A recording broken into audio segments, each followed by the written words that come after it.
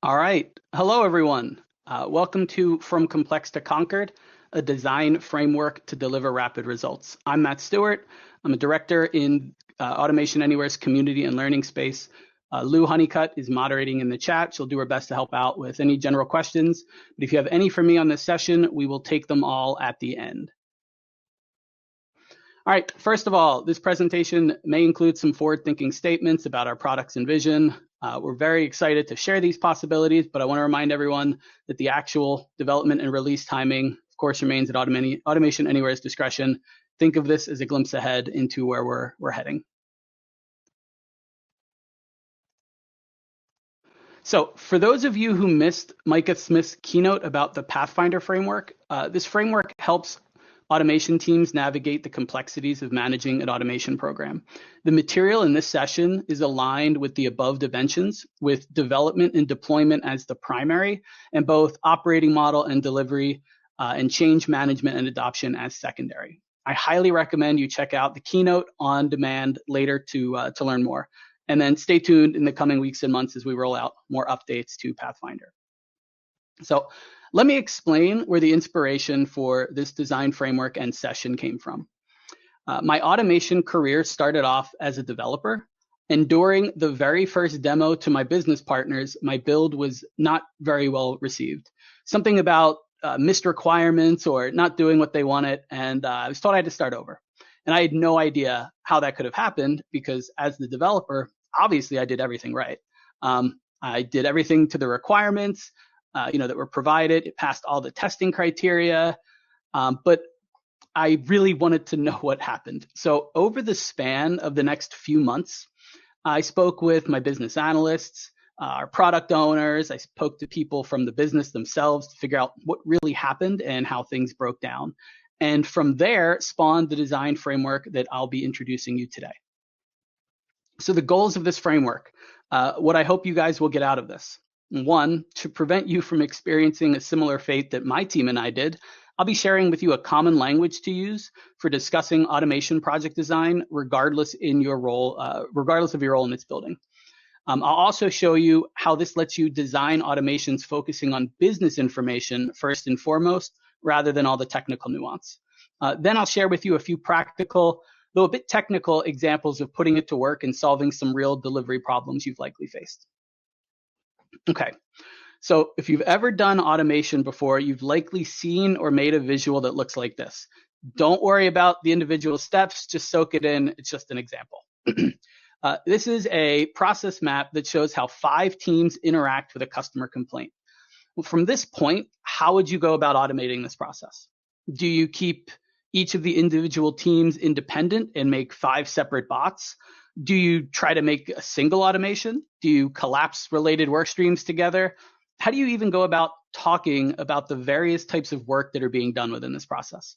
Let's ask an even more prescient question here.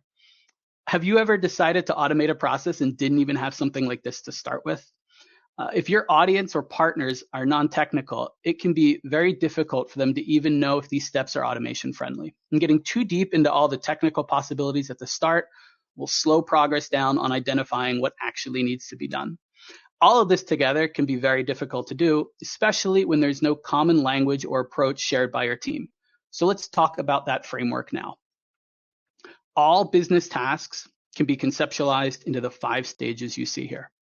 Instead of a complicated business process map that includes connections and branching logic, we're going to talk about the business information used in the process only. So focusing on the business information rather than all the existing steps allows us to focus on what the actual business goal is instead of whatever the process is today. Most of the time, the process exists today because of some technical or process debt that has never been addressed. Have you ever asked why something is the way it is, only to be told, well, we've always done it that way? If you automate that as-is process without considering why it exists that way, you risk automating something that doesn't need to exist. How can we fix that with just these 5 stages? Let's dive into each of these elements. So first, the get work item stage. It entirely focuses on how we gather the work that needs to be done. Are you getting an email from an inbox? Are you accessing a mainframe work queue? Are you dealing with a customer request? The goal of this stage is just to identify what work is being done and what information is included with that work. The next stage is the gather information stage, and it focuses on collecting the rest of the information required to complete any necessary action on the work item you gathered in the previous stage. For example, an email request from a customer probably require you to go look up that customer's information before you can handle the request. That information would be identified here. The next stage is the determine action stage. Once you've gotten all the information you need, you're ready to do something with it. But what? You need to decide which action or actions to take based on the information that you gathered in the work unit stage and the gather information stage. And eventually you get to know what you're going to do, you're going to do it. That's the perform action stage. It's really simple. Once you've decided what actions you're going to take, this stage just represents what you're going to do.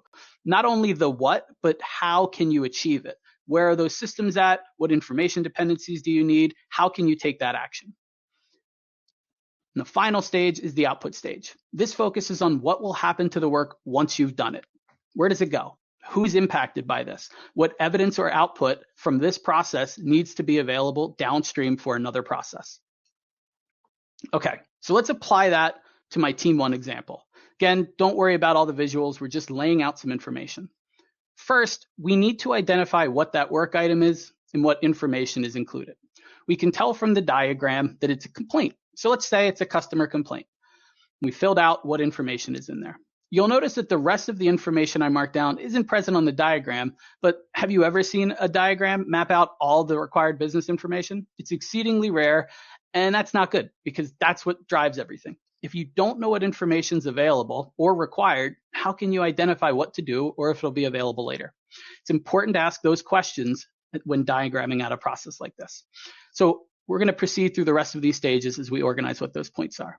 We can see what information we needed to gather through the course of the process. We can see what decisions they made and what actions they take. By default, you would record as much business information as possible for your all the way through your output stage so that any work within a process is available for later review.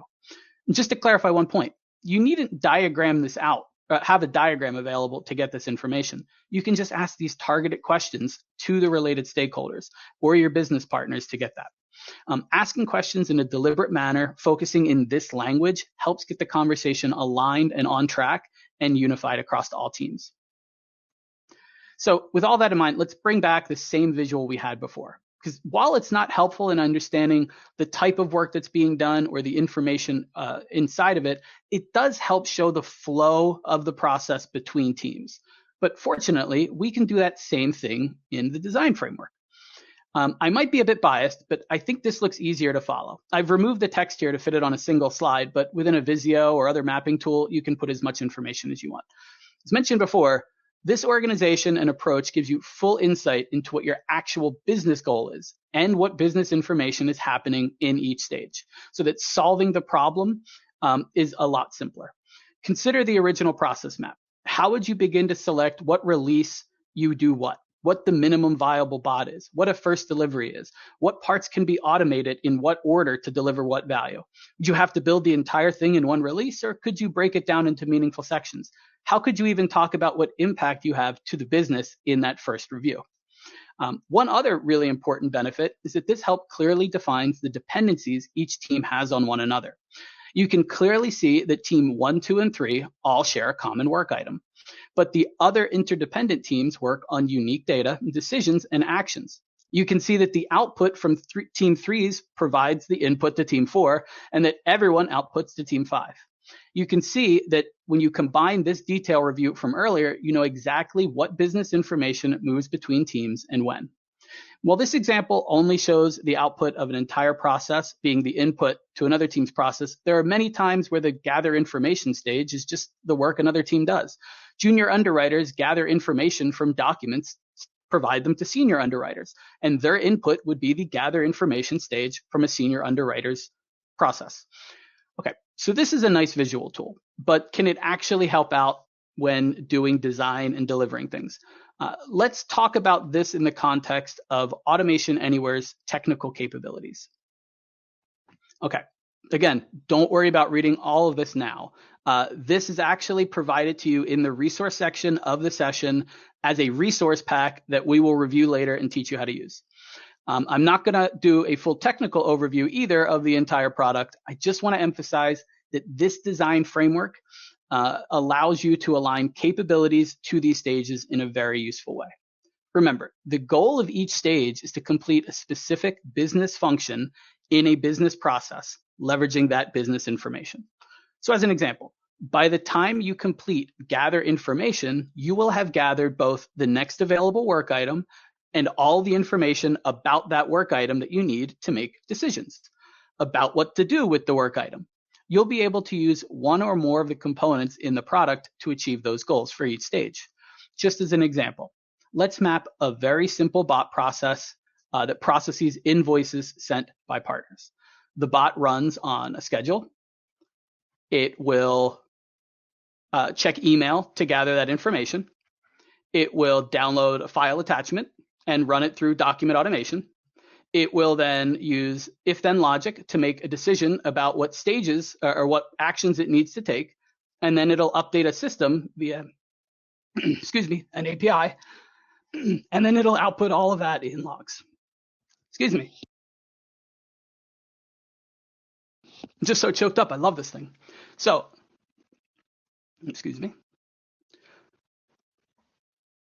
I slid quite a bit through. There we go. So with this in mind, you now have a visual representation of the entire flow. If you want to understand more about how this flow can be leveraged, including more information on that start process section, you can look at another link that'll be provided in the resources called, it's the Solution Pattern Modeling Framework, and it provides a bit of an understanding on how automations can be launched and how humans can interact with those automations. So this view can be applied to other processes. Let's bring back that original sample process and the business information that's present. How can we look at this view and turn it into something that allows us to deliver that value faster? So we have that exact same team one. Well, we already know that we need a capability for each of these stages. Well, the first one for the get work item, you could ask around and learn that it requires either APIs, or maybe there's a database that requires query writing, or maybe it's only available through UI manipulation, aka screen scraping. As you answer all of those questions for each of the stage and you recorded it, you'll now have a full list of the technical requirements to solve, accessing, and manipulating your business information. You have requirements for what types of decisions you'll make and how to make them, and what information is required to make them. You'll also know what downstream systems need this information, as well as what information they need, so you're prepared to output that from the rest of your solution. Allow me to revisit that anecdote from my first developer experience, since it's very relevant now. The type of work that happens right here in this slide, where the product owner, or whatever your organization calls the key business stakeholder driving the requirements, a business analyst, or whomever's writing the requirements for the developer, and the developer should all be part of this conversation. This is a crucial design stage that will impact how successful your delivery is. Your product owner understands the success criteria of the process and the work being done. The business analyst needs to understand both of those, but also has the duty of conceptualizing what the automation product will look like and gathering all the necessary dependencies for the developer. And the developer needs to understand this process context and each stage's goals so that they can create the solution. They also have the power to share which capabilities they're familiar with and can implement successfully. When I was the developer, I only got the requirements at the very end after a product owner looked at what was happening and translated into an idea, and then another person looked at that idea and translated it to the best of their ability into technical requirements. And that person, me, had to somehow magically solve the original problem without any of that context. Okay, so back to the session. Once this has been completed for each of the items, you can go about building a full end-to-end, or build the entire solution in one release, or you can release parts of it over time. There are reasons that a slow incremental release makes sense, especially if the full project is too long to deliver. Some companies still like to build as closely as they can to agile, and so a small series of releases that add value over time is appealing. let's look at how that can be done. So first, for rapid incremental delivery, I've identified 2 ways that this design framework allows you to do it. First, we can go with capability stacking. This delivery method will build an automation end-to-end in as basic a fashion as possible first, enhancing the build incrementally over time to add more complex features. We can also go with staggered stages. This variation of an automation will do a few stages of the process in the best possible way, but not the full end-to-end process. So let's look at capability stacking first. For any given piece of information in a stage, there's going to be a finite number of ways you can access that information. And once you've identified them, you can begin to map out your options. You would select, with capability stacking, the tools that are the easiest for your team to deliver. For some organizations, certain capabilities might be easier than others, but your goal is to pick from easiest to hardest so that your releases move up in complexity. The pros of this is that you can use this and get value very, very quickly. You can get a product understood, documented, and released in a very short time frame, slowly increasing the complexity over time, either as it adds value for faster speed or reliability. This is best done on simple, repeatable, static processes that are well-defined and understood. You should not do this if you're working on a high-risk process or something that has rapid SLAs, because you are building a low-resiliency legacy tech product first. You should also not use this approach if you are an organization that finds yourselves unable or unwilling to go back and enhance. If your partners are constantly pushing for the next big thing and aren't willing to follow this plan, you'll likely end up with a lot of legacy code that was intended to be enhanced and never given the opportunity. So how would you go about using this? First, you identify a project that has clear value, and then you can deliver quickly to get some buy-in. Sometimes getting API connectivity approved by architecture or building the integrations takes way too long, and getting something out the door is far more important. Proper design and development following this framework means that replacing legacy code with enhanced capabilities is not a large effort. This design framework translates really well into developer responsibilities because you are, by design, separating the development effort into micro stages that have defined inputs and outputs. When you want to replace the UI manipulation with APIs, you don't need to worry about rebuilding the rest of the automation. You simply need to get the current stage to output the same data the same way, and then all subsequent stages can happen.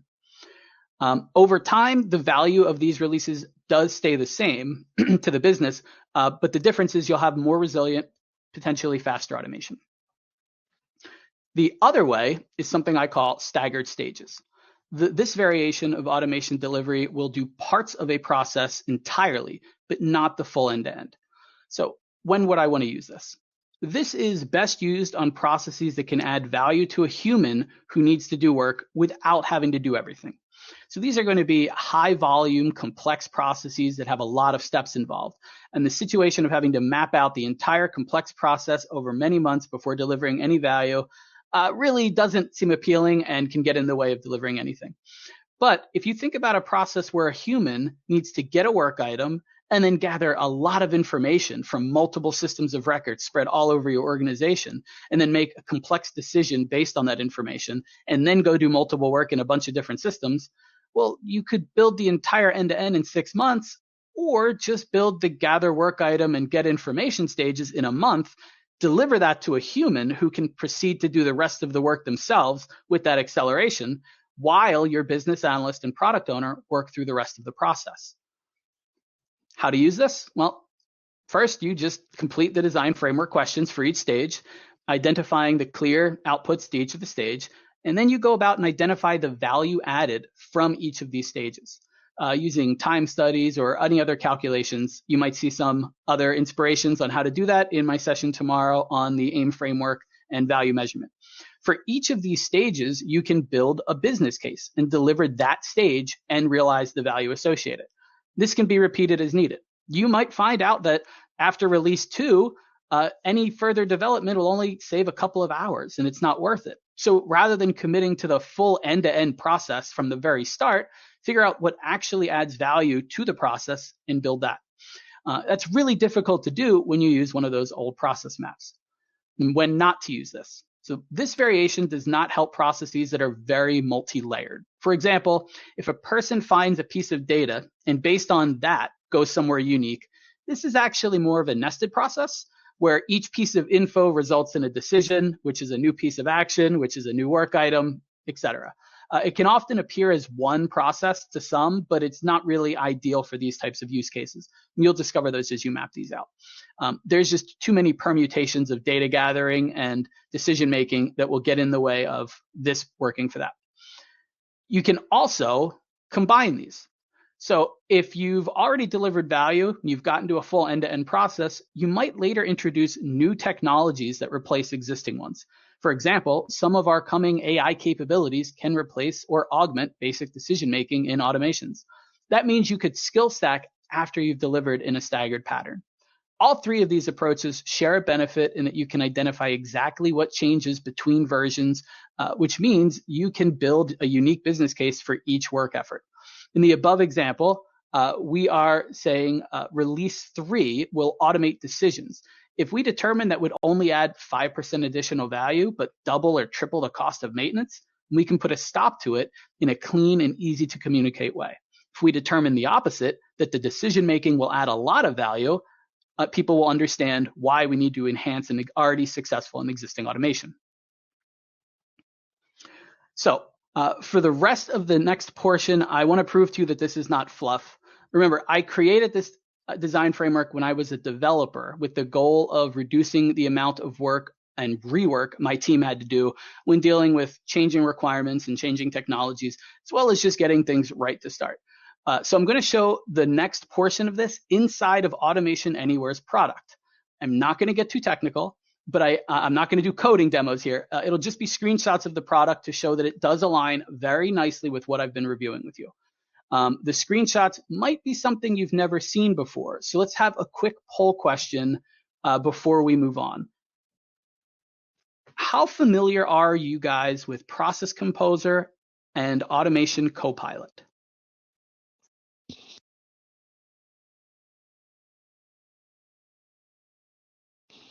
Looks like I can actually take the poll myself, so I'm going to do that.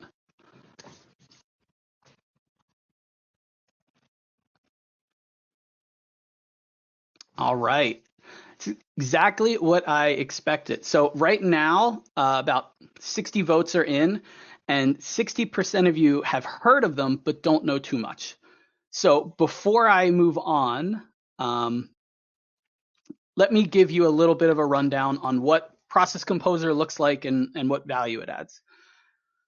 So the image that you see here is part of the Automation Anywhere product, and it's called Process Composer. We have a new version of this coming later this year, but the overall functionality and the value it adds to automation is going to be the same. It's just going to have new features. This process allows you to design the start and the components of a process. You can call a wide variety of capabilities from within the process as well. We'll keep them simple for now and just focus on two types: bot tasks and form tasks. So form tasks utilize our Copilot functionality, which is an interface that can be embedded into any application to allow a human to interact with the automation. Think of this as a way of treating the human workers as an API call. You know, there's information that the human has, or there's actions the human can perform, and we can rely on them within the automation. Developers and designers can create custom forms to handle a wide variety of business processes. This enables human in the loop review and other human actions to be incorporated directly into the flow of automation. It's a great tool for handling data, handing it off to an employee, allowing them to make or handle exceptions, make decisions, update values, anything that needs updating prior to a process completing in flight. This can be leveraged instead of dumping off an exception report at the end of a day in an Excel file. You can do this in line and just have exceptions handled while they're processing and get everything done. Okay. So these two components, task bots and bot tasks, or sorry, form tasks and task bots, allow you to do all of the design framework pieces that I was referring to. I'm going to first show you how the staggered stages development works as we roll out one of these processes over time. So first, the goal of stage one in staggered stages is just to deliver an automation that goes in, gathers the work items, and completes all the information gathering work associated with a work item. If we incorporate Copilot at this stage, which is very easy, we can deliver that work directly to a human and allow them to learn what the bot has done. If you don't want to use Copilot, or in other situations you've been using things like SharePoints or file share sites or emailing them a file, the goal for this stage is really just to get the information into the hands of the workers so that they can complete the rest of the work. The value add here is that they are getting all of the work delivered to them, and the human can continue the process. Those gathering work stages could take up 60 to 70% of the overall time spent on a process. All right, so my task bot here doesn't need to just be one task bot either. It can be several. Could be integrating with multiple systems. It could be calling another process. Could be calling an AI task or an API task. Whatever it is, its goal is to just be the gather information stage. It's going to get all the information and hand it to a human. Remember, this stage will not achieve the entire business case, but this build can be developed really rapidly. You're not updating anything in production when you're just reading data. That makes it a really safe and easy thing to test and deploy. Once in production, the decision to move to further stages and releases can be made based on the additional value added by those stages. So this might just stay put. Best of all, a business analyst can document the requirements for this stage, get a developer building and a tester testing stage 1, while they continue understanding and laying out the remaining parts of the process. The value of the overall process won't be achieved here, but some will. This is also a great way to checkpoint with the business. You'll be demoing this for them and delivering a working version of this. They'll be able to incorporate this piece into their day-to-day, and you can validate some of the assumptions made about the value and the integrations with existing flows way more easily before you try to develop an automation that does everything from end to end. So we move to stage 2. Once you've gotten involved with that group and begun adding some value to their work stream, you can begin developing the perform action stage. This release means that the work system has been accessed, information has been gathered and delivered to a human, and any decision made by a human about it is carried out by automation.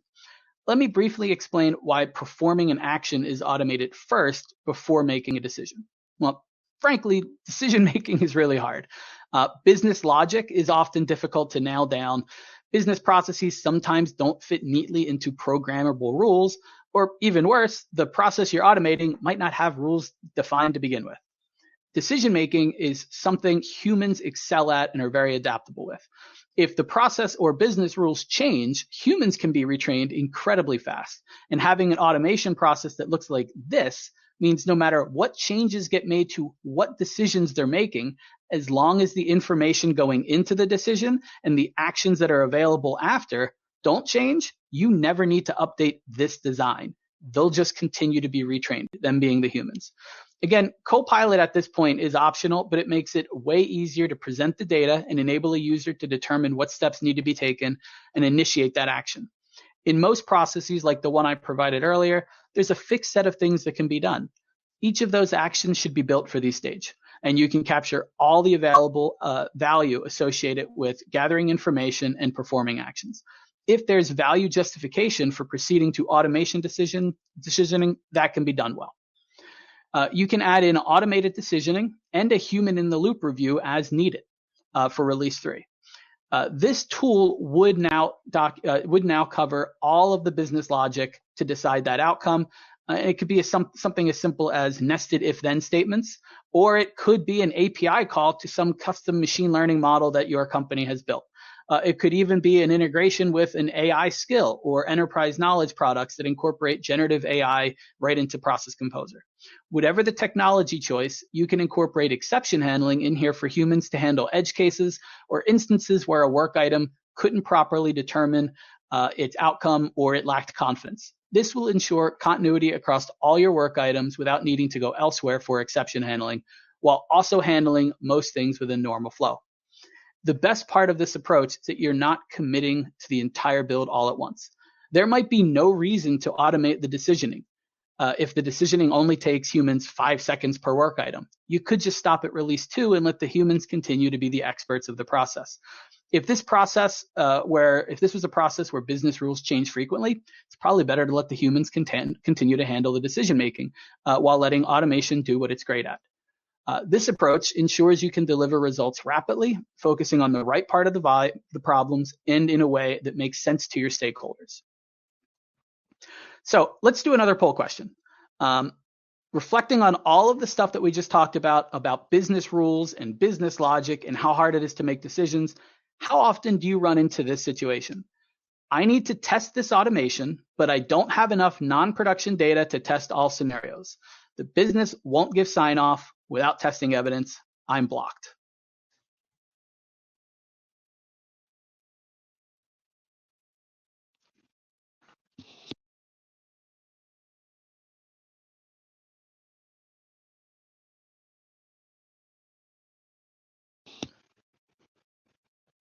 Okay.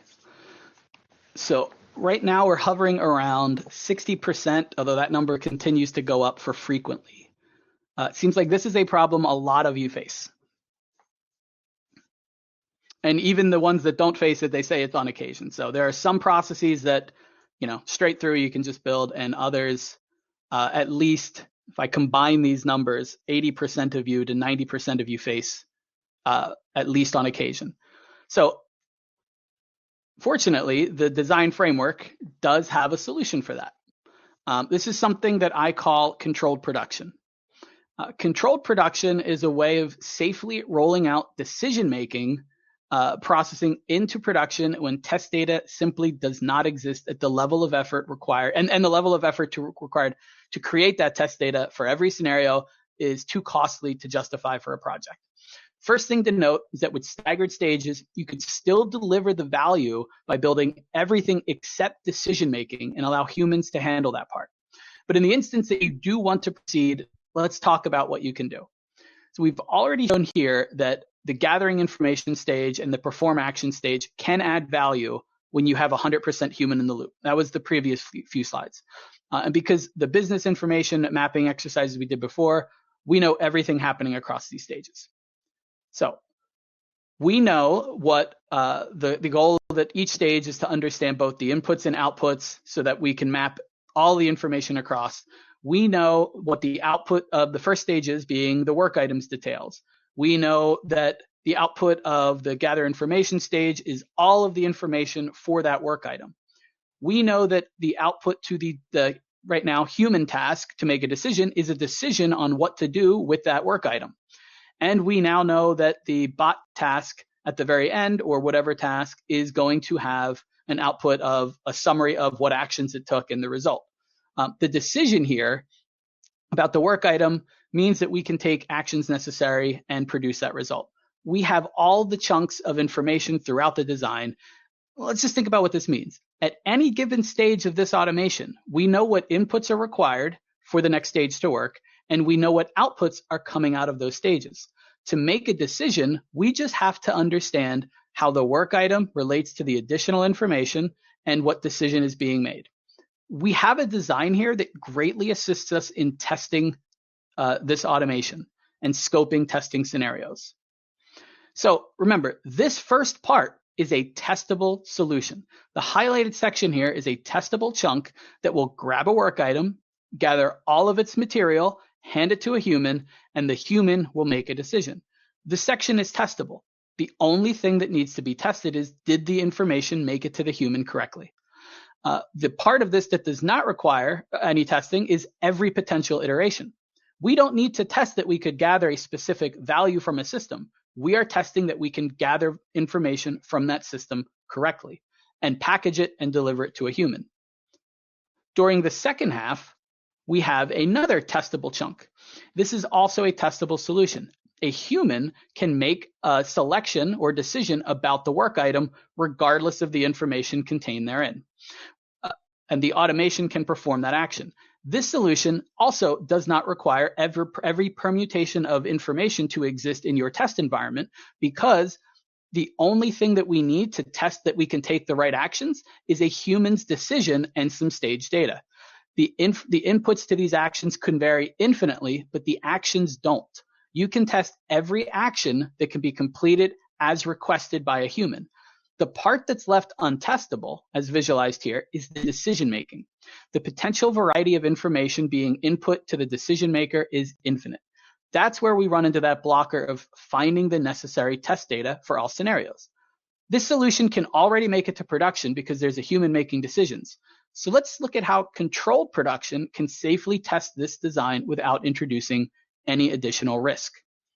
So at this point in the development cycle, you've probably already identified a large amount of business rules and tried building them.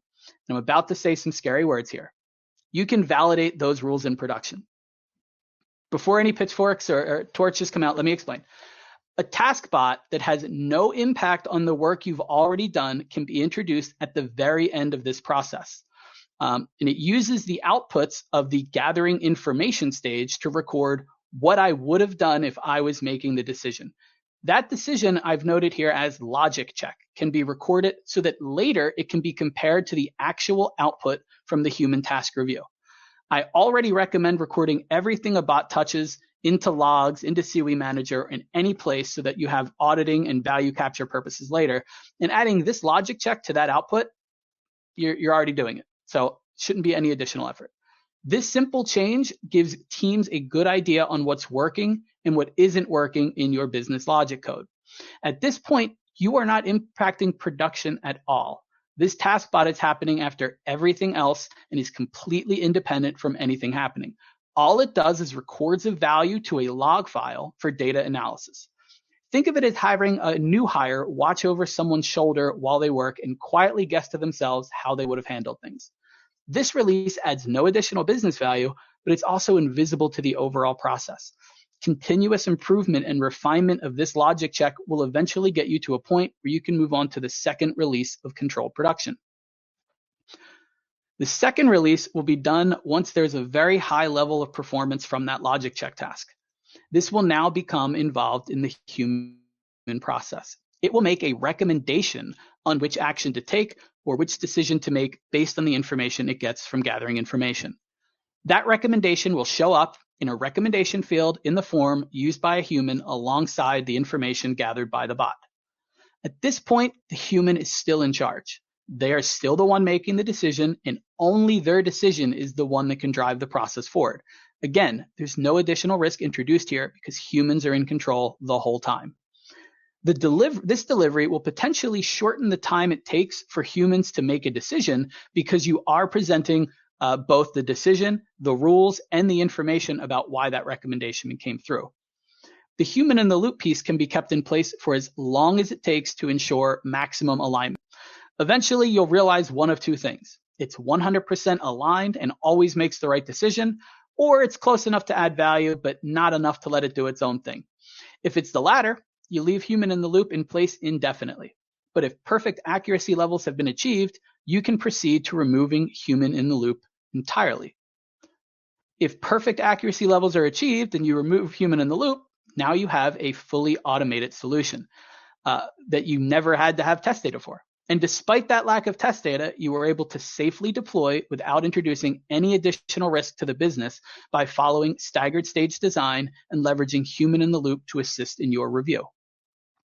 Okay, so I want to share that worksheet that I put together with you to help put together an understanding of how this can work for you. So I'm going to pull that up and share that screen now as well.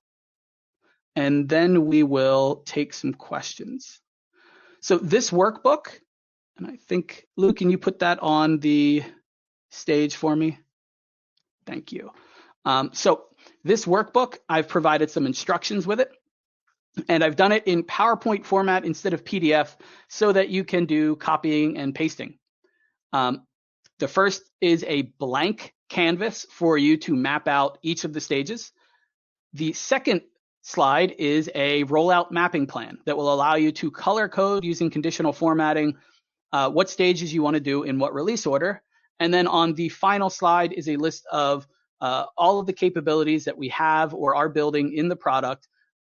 This can be updated over time, and we'll probably keep rolling out a new version of this. But the idea is, as you are mapping out a process, you can come into this sheet, and if you've identified you need to check email, you can just copy and paste that into the work item stage. If you decide that you need to do an API integration with some system of record, you can copy and paste that onto the previous slide as well. And you can build out your entire process the way that we did earlier. Once you've done that and you have all the information that you've mapped here and you know what capabilities you want to target, you can bring them onto this slide and figure out what stage you want to target them in. Do you want to do staggered? Do you want to do a combination? Are you doing capability stacking? How many releases are you planning? This should give you that context and the same capabilities that we did during this presentation of leveling up a product either over time or just leveling the stages up. All right, we're at 40 minutes. I know that this was an incredibly dense session. I am open to taking any questions now on any parts of what we just discussed. And Lou, don't worry about filtering. Feel free to just plug them in here. If I can't answer it, I'll own it. We can also drop, we can just put me up on the main stage. If I stop sharing, I think it'll automatically, yeah, now I'm the big face. All right. Where do I find the questions? I'm just gonna scroll through here.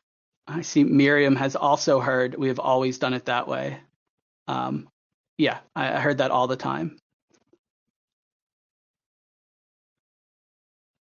Get some positive affirmation about in that. Okay. Ask the speaker. Here we go. We've got one live question. What are the typical types of documentation would you use to track this new structure of activities?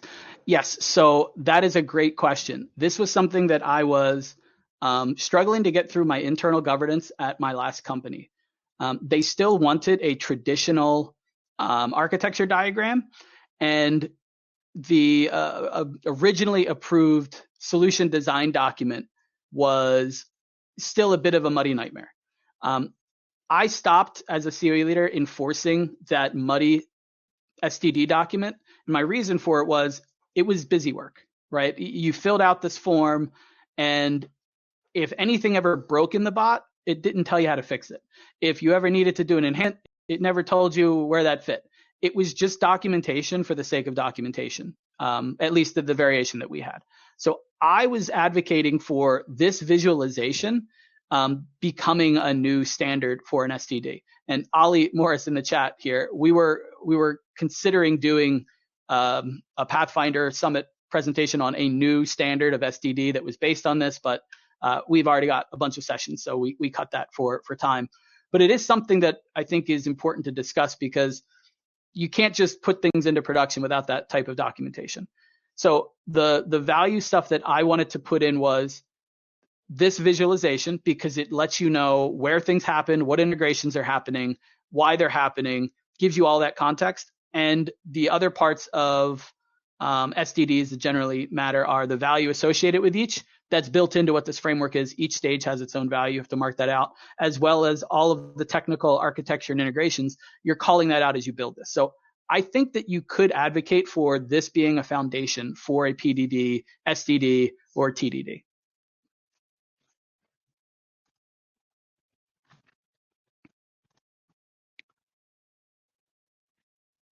See, a question made it into the conversations. Curious to see if anyone has used this to complete an underwriting checklist to send internal underwriters.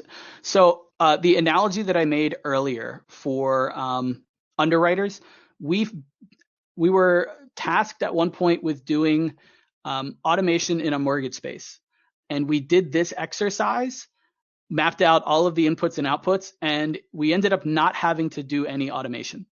Because what we discovered was that the process was so bad, all of the junior underwriters that were tasked with doing work and then feeding it back up to senior underwriters, they weren't sharing the data. That output part, it went nowhere except back to that senior underwriter. So there were so many times where work was being thrown away, just used as a one-off. And once we mapped things out in this process and we were able to realize they weren't going back to where they needed to be, and we constantly were recycling work, fixing that part of the broken process made it so that the automation didn't add enough value for the cost. And just, I think it reduced handling times by like 10 to 15 days to get a loan closed. So it is possible to do that type of mapping. I had an example visual, and I switched away from it because underwriting is something specific to industries, and I didn't want it to be. They didn't want to add complexity in. Where this was a mapped out flow of originating a loan, where the get information stage of the senior underwriter fed to FICO and other credit scoring, to document automation for extracting information from documents, to the perform action being approve a loan, which is then the input to a booking agent and a funding team. So I did have that all mapped out at one point. So yes, this can be done for that use case.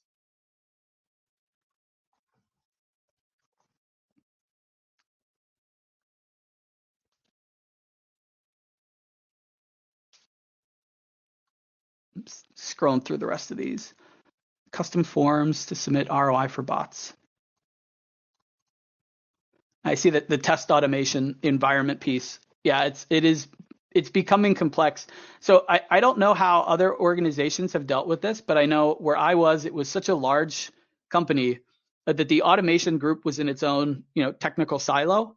And if we wanted to automate system 1 and system 2, a process that crossed the two, we'd have to get those two technical teams to work with us on making sure that data existed in both. And that became almost impossible as complex processes got more complex. So even when you do have a dedicated test environment, a lot of times they are still in their own silos and they don't share or send data between themselves, so nothing's in alignment. And you can't take a business process from end to end. Thank you, Lou. All right, so is there any sort of recording for the AI to recognize the defects while I develop the task bots? Yar, could you elaborate on that? Is that a question about how some of the capabilities can add some self-resiliency in there, or is that something else? And then Justin.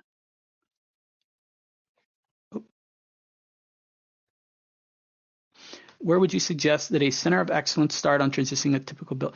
So the reason that I liked this is that you don't have to completely change your operating model. I did not enforce this at my last org, even though I was the COE manager. I started sharing this concept broadly. We had about 120 to 150 people doing development across the bank. And if I were to try to tell everyone, please stop and do it my way, no one was going to listen. And I did not have the authority to prevent them from doing things in a way that still matched enterprise standards. If they were still doing testing and releasing and following all things, this was kind of like a nice to have. But what it did do was I did presentations on this, and the people that adopted it found it valuable enough to think this way. And even though it didn't go into SDDs and PDDs that I mentioned, people were willing to adopt it. If you have a smaller circle of developers or leaders, you can probably enforce this a lot easier. If you are a centralized team, you can probably enforce this a lot easier. So I think because of the value that it adds, you'll find it's easier to gain adoption by rolling this out and teaching people. There's giant lessons that we have here on evangelism. If you have a complex process, you use this framework to solve that process, and you go around and start telling people, look what we did and here's how we did it, people are going to start doing it as well because it's helpful. Is this the upcoming new standard that we can expect to see in AAU? I hope so. I'm very biased that I think this is a really great way of uniting developers and non-developers to solve a problem. I also cut about 4 or 5 slides from this deck, just for sake of time, that talk about how to translate the stage part where we've got the capabilities mapped into story writing for developers with actual requirements and what that looks like and what the overall architecture diagram looks like. Those were really, really technical, and I wanted this more focused as automation leads. But if there's an appetite or desire to see that kind of content also mixed in with this, I'd be happy to put that there. Is there a way to track the variables globally that mean instead of going inside every taskbot in generic search? That's a good question. I know that within taskbots you can do searches, but I don't think that there is a global variable mapping.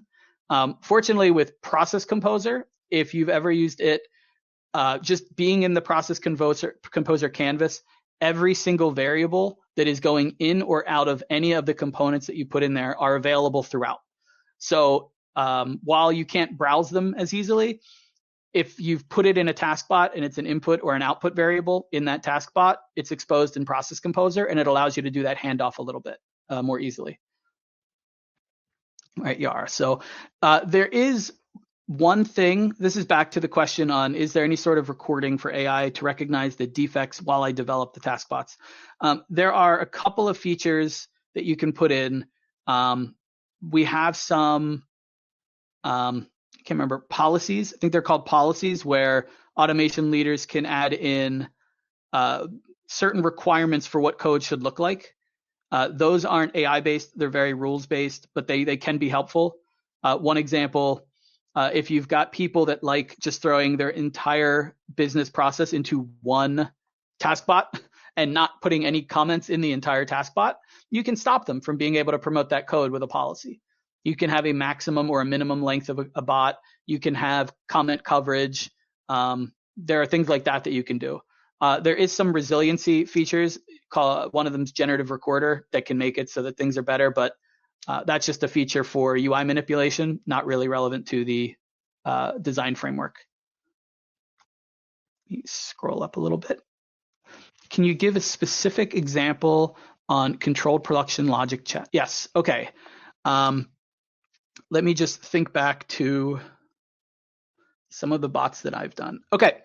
This is actually the third bot I did, 2 after I had that wonderful experience with getting told I did not do something correctly. We had to process a payment from a customer, and there were some complex things about how to apply that payment, and we were using a very old legacy mainframe system. Some of the rules were, I would say, soft.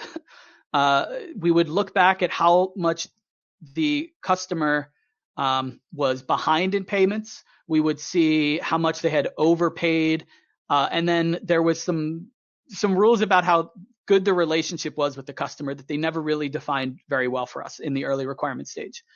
So instead of us trying to make it so that a bot would do the whole thing end to end, which we did in our first draft and ended up with something like a 70% exception rate because we would hit edge cases that we did not have appropriate logic for. Instead of writing the files, or we're using a SharePoint instead of Copilot at this point. Instead of writing those exceptions to SharePoint, letting people make a decision in SharePoint, and then sending another bot to grab from that SharePoint as a work item, we just started writing to the SharePoint in the middle. So we would get all the information, they'd get it in a SharePoint, they would just work from the SharePoint. They'd never go into their work queue, they would never go into the mainframe, they would just sit in the SharePoint all day as the bot is putting new payment requests in. They'd make a decision and they would go, and the bot would then pick up from there and continue running. This is where we realized, hey, we're in production right now, running with humans making decisions, and we can be testing in real time if we're making the right decisions just by adding in a little, here's my recommendation column for the bot. So we would have all the information, the bot would say, take these actions, and then a human would click over on the side and say, no, take this one, and we could compare those as we needed to.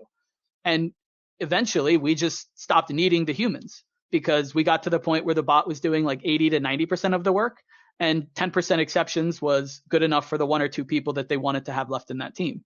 So that type of decision where you had soft logic, I think, is a really appealing one, especially when you've got 10 different people making decisions slightly differently, figuring out what's actually required in the business and having something that you can compare side by side.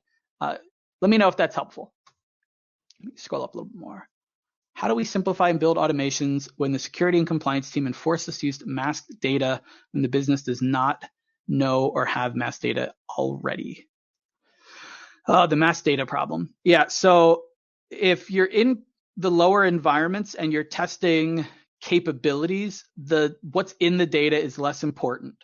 So if you need to determine whether or not you can update a system based on any data, it doesn't really matter what that data is, as long as you're able to log into that system and make those updates. So getting around the problem of not having data in the way that I was describing can also help getting around mass data missing. If you have to create a couple of pieces of data, but have them be completely fake names. I think we had one that was just John Consumer or something for consumer lending and John Business for business lending. Like you could just make up a couple of items, not having to cover every single scenario, because you're not testing logic for these stages. You're testing functionality, which means you don't need as much data. When you get into production, again, you're generally interacting in real time. You're not doing data storage, and so the mass data requirement doesn't come into play until you're at that output stage. But if you are only ever handling it and not storing it yourself, security generally doesn't require you to do masking, at least in my experience. It's going to be on the place that's storing that data and keeping it where you have to worry about that. Can we use an AI agent for every bot we develop, which can suggest the code issues? So if you're referring to AI agents for doing capabilities, or are you referring to AI agents in a different sense?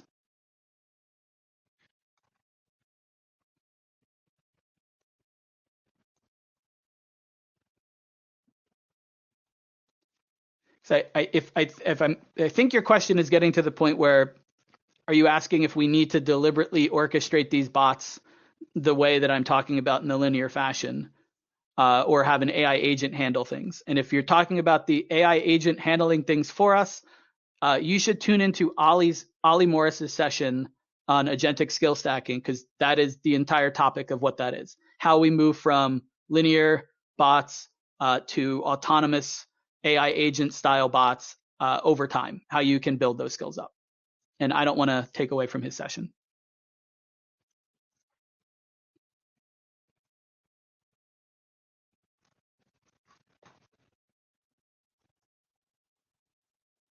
All right.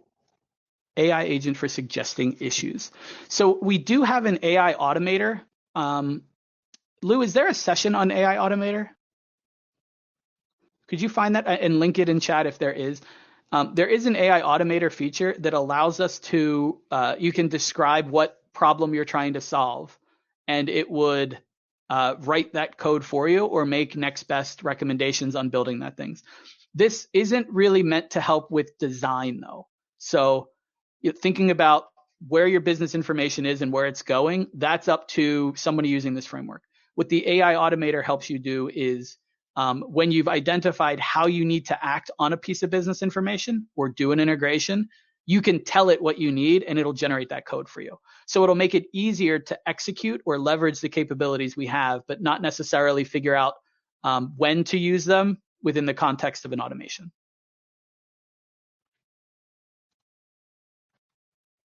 Perfect, Ollie. So Ollie is doing a product club session on it on Thursday. So that's not part of Pathfinder Summit. It's another of our community events that we can also provide a link to for you to join.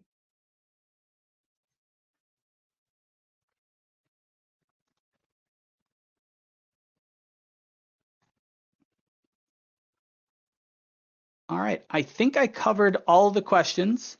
I'm going to plug my session tomorrow real quick. I talked a lot about adding value, doing these stages as they add value and as they make sense.